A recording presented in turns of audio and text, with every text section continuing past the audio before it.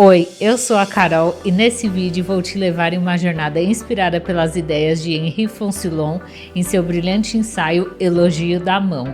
Vamos descobrir como as mãos não apenas moldaram o mundo como conhecemos, mas também como elas continuam sendo o canal mais poderoso de expressão humana. O livro/ensaio, começa nos convidando a olhar para as mãos com outros olhos.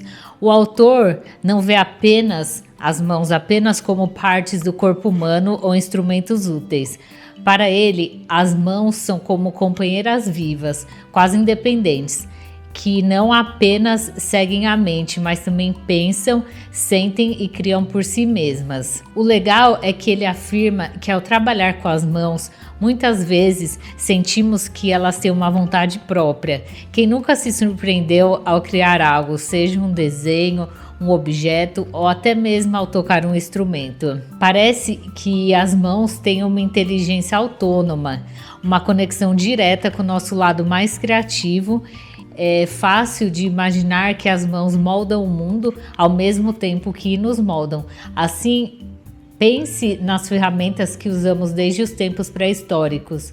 Foi com as mãos que aprendemos a segurar uma pedra e a transformá-la em uma arma ou uma ferramenta. E ao fazer isso, também mudamos a forma como pensamos e nos relacionamos com o mundo ao nosso redor.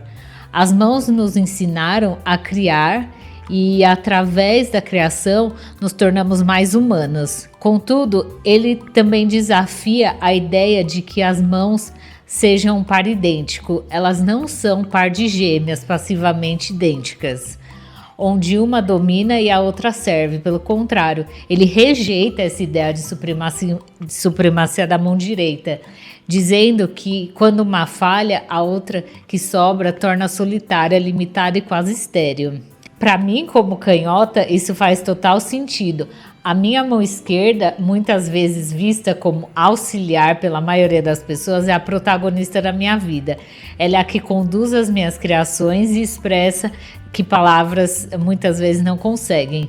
A esquerda, tão injustamente associada ao lado ruim, é tão criativa e essencial quanto a direita. Daí a gente pensa, se as mãos são tão importantes, é claro que os grandes artistas da história as colocaram no centro de suas criações. Foncillon menciona vários deles, mas vamos começar pelo mestre Rembrandt. Rembrandt tinha um fascínio especial pelas mãos. Em suas pinturas, elas não são meramente acessórios, elas são protagonistas.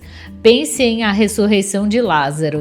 As mãos de Lázaro, ainda fracas, mas cheias de uma nova vida, contam uma história que palavras não poderiam descrever. Ou na lição de anatomia do Dr. Tupi, onde as mãos dos médicos seguram e apontam com uma precisão quase científica, ao mesmo tempo que nos fazem sentir a reverência pelo mistério do corpo humano. Mas Rembrandt não estava sozinho nessa não.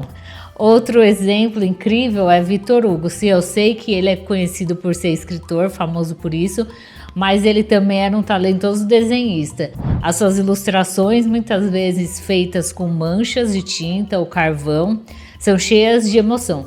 E para Hugo, as mãos não precisavam de perfeição técnica para criar algo belo. Ele acreditava que até o acaso, como uma gota de tinta fora do lugar, podia ser transformado em arte pelas mãos. E aí cada desenho era uma dança entre o controle e o inesperado. E ainda entre os pintores, temos o Paul Gauguin. Ele é um exemplo perfeito de como as mãos podem nos reconectar com a essência da criação. Gauguin começou a sua vida como um homem de negócios, mas algo dentro dele levou a abandonar esse mundo e buscar uma vida mais primitiva, mais conectada com a natureza. Ele deixou Paris e foi para lugares como a Bretanha e a Oceania, onde as mãos encontraram novas formas de criar e novas inspirações. Ele não se limitava à pintura. Gauguin, ele esculpia ídolos de madeira, ele moldava cerâmica, ele criava motivos de estamparia. Para ele, a arte não era sobre perfeição técnica, mas autenticidade. Era como se ele quisesse voltar às raízes da humanidade, ao momento em que as mãos começaram a dar forma ao mundo. E Foncillon aponta que essa busca de Gauguin por uma inocência artística é uma lição para todos nós. Às vezes precisamos deixar de lado as ferramentas modernas e voltar ao básico, deixando nossas mãos explorarem o mundo de forma mais instintiva e criativa. Agora vamos cruzar o mundo e ir até o Japão, onde encontramos Hokusai, um dos maiores mestres da arte japonesa. Hokusai tinha uma abordagem única para a criação.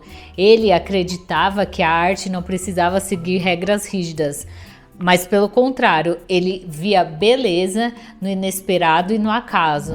Uma das histórias mais fascinantes sobre ele é como ele pintou um rio de outono. Ele não usou pincéis, mas sim as patas de um galo. Ele molhou as patas do animal em tinta vermelha e deixou ele caminhar sobre o papel azul. O resultado foi uma representação bem poética e impressionante da natureza. Para ele, as mãos não eram limitadas a ferramentas convencionais. Qualquer coisa podia ser uma extensão da sua criatividade, seja esponja, folha, até mesmo um acidente como uma mancha de tinta. Ele nos ensina que a verdadeira arte está em encontrar significado no imprevisível. Ele usava as mãos assim como um mágico. Então, como nos mostrou Faucillon, as mãos são mais do que simples ferramentas. Elas são ponte entre o pensamento e a matéria, entre o sonho e a realidade. E cada gesto, cada toque, cada criação conta uma história sobre quem somos e o que somos capazes de fazer. Desde os tempos mais remotos, quando moldávamos pedra, até hoje, em que criamos com tecnologia, as mãos continuam sendo nossas aliadas mais poderosas. Então, agora eu quero saber de você. Qual foi a criação mais incrível que já saiu das suas mãozinhas? Ou qual é o sonho que você ainda quer transformar em realidade? Me conta aqui nos comentários. E por hoje é só. Beijo, tchau!